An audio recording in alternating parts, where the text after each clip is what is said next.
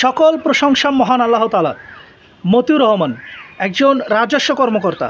আপনারা জানেন এই যে সাম্প্রতিক একটা ছাগল কাণ্ডকে কেন্দ্র করে ফেসবুকে প্রায় সর্বোপরি সবাই এটা নিয়ে কথা বলছে।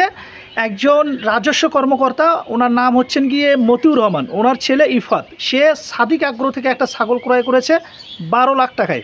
এইটা নিয়ে মোটামুটি সবাই ফেসবুকে সবাই এটা নিয়ে কথা বলছে, বিভিন্ন media, electronics media, print media সবাই এটা নিয়ে লেখালেখি করছে। এখন কথা হচ্ছে এই যে মতিউর রহমান, এই ভদ্রলোক ইনি হচ্ছেন গিয়ে একজন রাজস্ব কর্মকর্তা।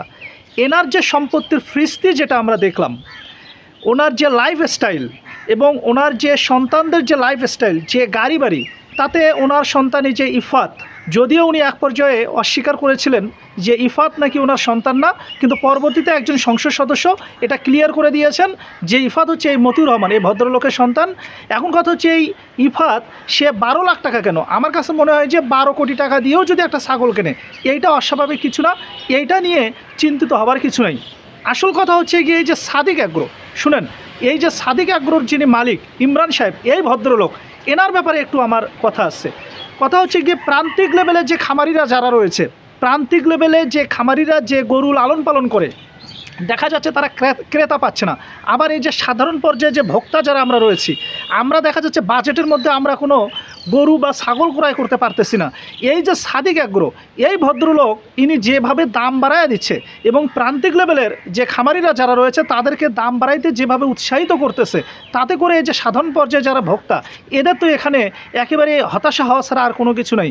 আমার প্রশ্ন হচ্ছে, যেখানে ভোক্তা অধিকার সংরক্ষণ, এরা বিভিন্ন জায়গায় যেখানে অভিযান চালাচ্ছে, ম্যাজিস্ট্রেসি যেখানে বিভিন্ন জায়গায় অভিযান চালাচ্ছে এবং মোবাইল কোর্ট যেখানে বিভিন্ন জায়গায় অভিযান চালাচ্ছে, এরকম সাদিক আগ্রো, এই যে ভদ্রলোক ইমরান সাহেব, ইনি এক পর্যায়ে অ্যানাউন্স করে মানুষকে জানায় দিচ্ছে যে 10 লাখ টাকা দামের একটা গরু, যেটা সাধারণ মানুষের কাছে মনে হয় এই ধরনের একটা গরু উনি 1 কোটি টাকায় বিক্রি করে, 1.5 কোটি টাকায় বিক্রি করে, যদিও উনি ওনার ব্যবসায়িক কৌশলের কারণে ক্রেতার নাম নিয়ে আসছেন না।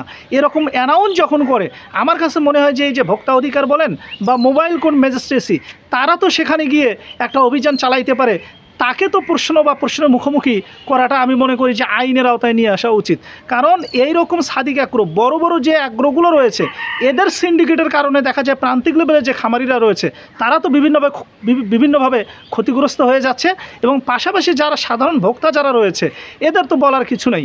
এখন এই যে আমার যেটা বক্তব্য, সেইটা হচ্ছে গিয়ে আপনার এই যে মতিউর রহমান, এই যে রাজস্ব কর্মকর্তা ভদ্রলোক, শুনেন, এখানে আমাদের ট্যাক্সের টাকায় যাদের বেতন হয়, আমাদের করের টাকায় যেখানে যাদের বেতন হয়, এরকম একজন রাজস্ব কর্মকর্তা, তিনি কোটি কোটি টাকা, আমরা দেখলাম যে নরসিংদী তার পার্ক রয়েছে, তার ইকো পার্ক রয়েছে, তার বিলাসবহুল গাড়ি বাড়ি, লাইফস্টাইল, এই যে একজন যার বেতন হওয়ার কথা ছিল 78 থেকে 80,000 বা 82,000 টাকা, এরকম বেতনের স্কেলে যিনি চাকরি করেন, এনার তো এত লাইফস্টাইল হওয়ার কথা নয়।